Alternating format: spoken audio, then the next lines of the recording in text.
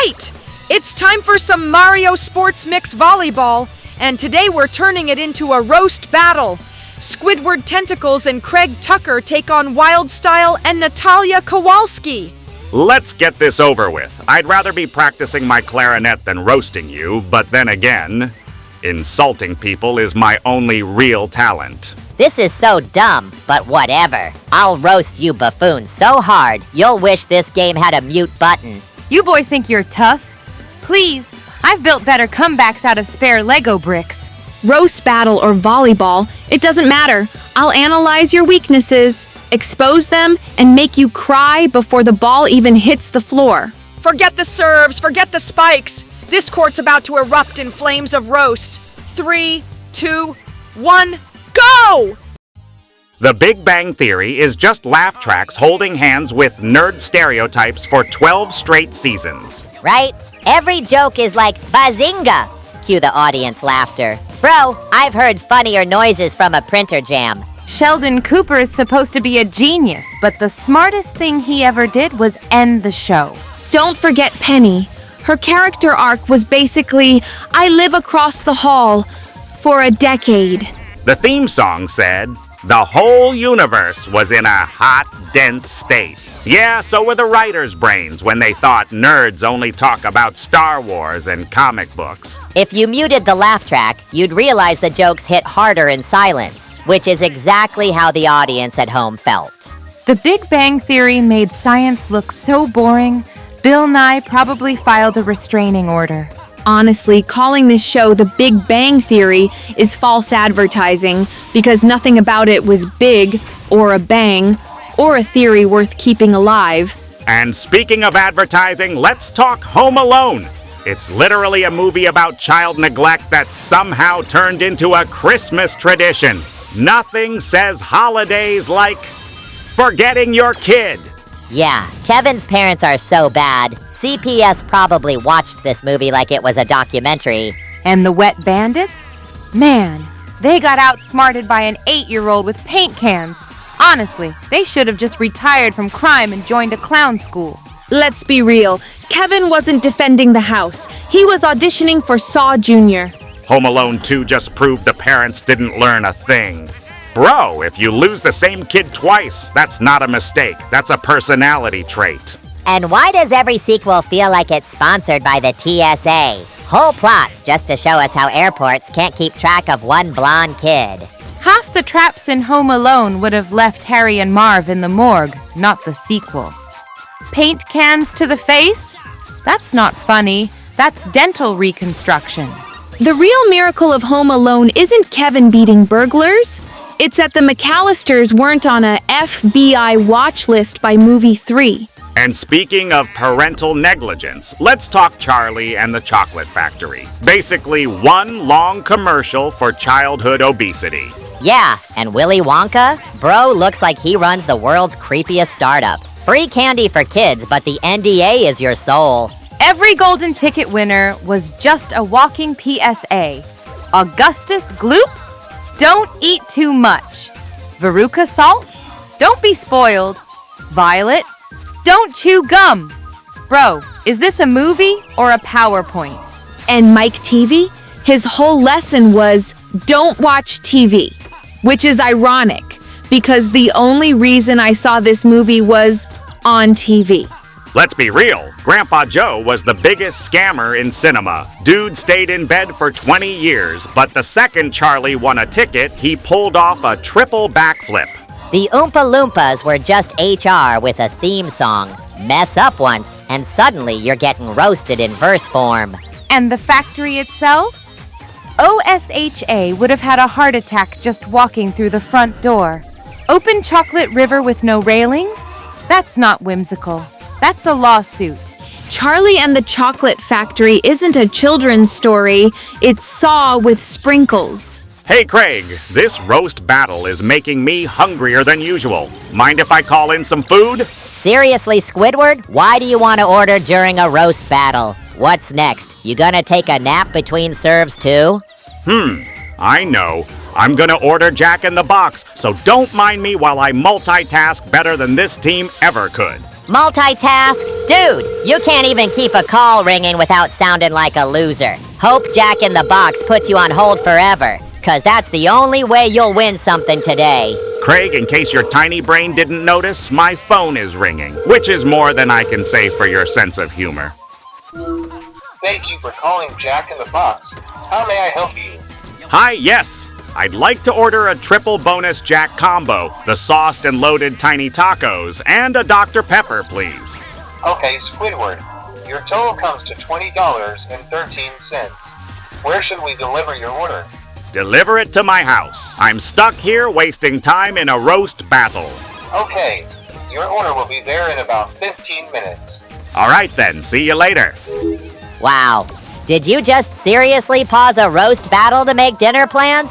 No wonder your comebacks are microwaved. Yeah, Squidward. Multitasking doesn't mean putting the audience to sleep and ordering food at the same time. At least the food's on its way. Your roasts still out for delivery. Speaking of things out for delivery, Monsters, Inc. is literally about a company powered by children's screams. So basically, Disney just made a documentary about kindergarten teachers. True, and Sully and Mike act like heroes, but they're really just blue-collar scare factory workers. Bro, you're not saving the world. You're clocking in for your 9 to 5. Randall was supposed to be terrifying, but he looks like a rejected Geico gecko with anger issues. And Boo? Cute, sure, but she spent the whole movie saying kitty like a broken Furby. That's not a character arc. That's a vocabulary problem. The Doors factory was supposed to be high-tech, but one kid walking through could cause an apocalypse? That's not innovation, that's a lawsuit. Monsters, Inc. tried to tell us laughter was more powerful than screams. Cool message, but explain why half the adults watching ended up crying instead. Roz, the slug lady, sounded like she smoked 50 packs a day just to spy on paperwork. Honestly, she was scarier than half the monsters. Let's be real. Monsters, Inc. is just corporate propaganda. Monsters don't scare kids. Math homework does. Yeah, and speaking of things that don't make sense, let's talk Third Rock from the Sun. That show is basically aliens LARPing as humans, which is also how half the cast looked trying to act normal. John Lithgow was funny, sure, but his character had the energy of a dad on 5 espressos and zero clue where the bathroom is. And Tommy, the oldest alien in the youngest body. Bro was just a walking puberty PSA. That wasn't a character arc. That was a biology lesson. Sally spent the whole show acting tough, but let's be real. She looked like she was ready to audition for Mortal Kombat every episode. Harry was supposed to be the dumb one, but half the time he made more sense than everyone else, which says a lot about the writing. And let's not forget the humans. How clueless do you have to be not to notice your neighbors are literal aliens? Smallville had more subtle disguises. The show lasted 6 seasons, but the budget for special effects looked like it lasted $6. Third Rock from the Sun wasn't really a sitcom. It was a tutorial on how not to blend in on Earth. Ah, my food's here. Took long enough. Faster service than any of your comebacks, though. Wow, Squidward actually tipping? Guess miracles do happen. Careful, Craig. If he spent all his cash, he won't have any left to buy new material for his roasts. Don't worry, Wyldstyle. He's been bankrupt in comedy for years. Great! Now at least I can eat something flavorful while drowning in all this stupidity. Flavorful? Dude, you just ordered Jack in the Box. That's not flavor, that's desperation in a paper bag. Ha ha! Yeah, Squidward, the only thing loaded in that bag is regret. Careful, Squidward. With your luck, even the tacos will roast you before you finish them. Speaking of things that couldn't survive the heat, let's talk Totally Spies. That show was supposed to be about secret agents, but half the show was just shopping trips and boyfriend drama. Yeah, Jerry was out here sending 3 high school girls to fight supervillains, like child labor laws don't exist in Beverly Hills. And the gadgets? Lipstick lasers, hairdryer blasters, and mascara bombs. That's not espionage. That's Sephora gone rogue. Clover was basically the Paris Hilton of the team, more focused on dating than saving the planet.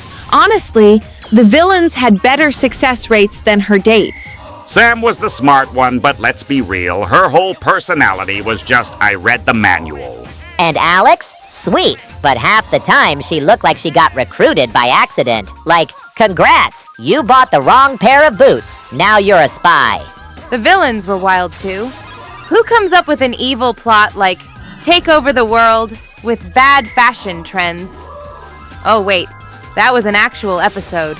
Totally, spies taught us one lesson. The best way to save the world is with high heels and a compact mirror. Yeah, and speaking of saving the world with weird gadgets, let's talk Ghostbusters. It's basically about 4 dudes starting a pest control business. Except the pests are dead and slimy. Yeah, they weren't scientists. They were janitors with laser beams.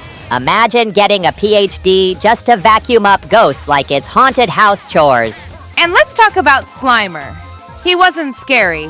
He was just Nickelodeon slime with a gym membership. Bro, the Stay Puft Marshmallow Man was the final boss. A giant dessert. That's not horror, that's diabetes. Ghostbusters equipment looked like it was built at Home Depot 5 minutes before filming. Proton packs? More like overcooked backpacks. The theme song says, "Who you gonna call?" Honestly, not them. They'd show up late and charge you double. And Egon? He looked like a science teacher who secretly lived in the school basement. Ghostbusters is proof that New York is so rough, even the afterlife can't leave in peace. Yeah, and speaking of places where people can't get peace, let's talk Scrubs, that hospital where the patients are less important than the janitor's pranks. Facts. JD spent 9 seasons narrating his own life like he was auditioning for Diary of a Wimpy Doctor. And Turk? Cool guy. But his entire personality was, I'm JD's best friend. Bro was basically a human side quest. Don't even get me started on Dr. Cox. Man acted like roasting JD was a medical specialty. Scrubs tried to mix comedy with drama, but half the emotional moments were ruined because JD was too busy daydreaming about riding a unicorn. Carla's role?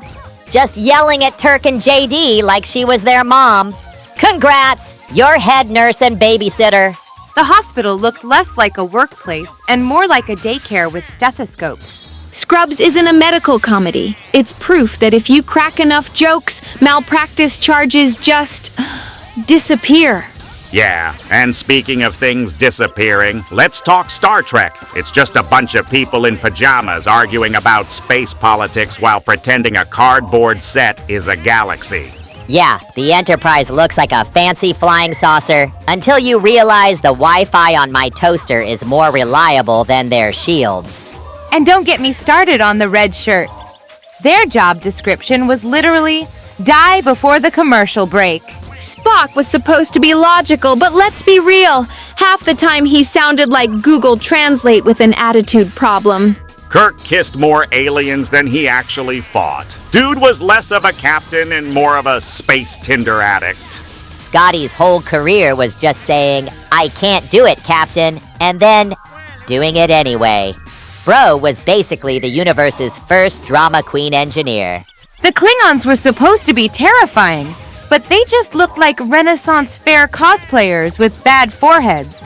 Star Trek promised us the future of humanity. Turns out it's just awkward dialogue, rubber masks, and William Shatner pausing every other word. And that's the match. Squidward Tentacles and Craig Tucker have roasted their way to victory over Wyldstyle and Natalia Kowalski. Finally, some recognition for my talents. Winning at roasting feels almost as good as not having to look at any of you again. Yeah, whatever. I knew we were gonna win. Wyldstyle and Natalia didn't stand a chance. Ugh, fine. You win this time, but don't get cocky. I've got plenty more comebacks loaded for round 2. Analysis complete. Squidward and Craig won this battle, but statistically, the odds will shift in our favor next time. Consider yourselves warned. Alright then, that's it for today. Likes, comments, and subscriptions are always appreciated, and I'll catch you all next time.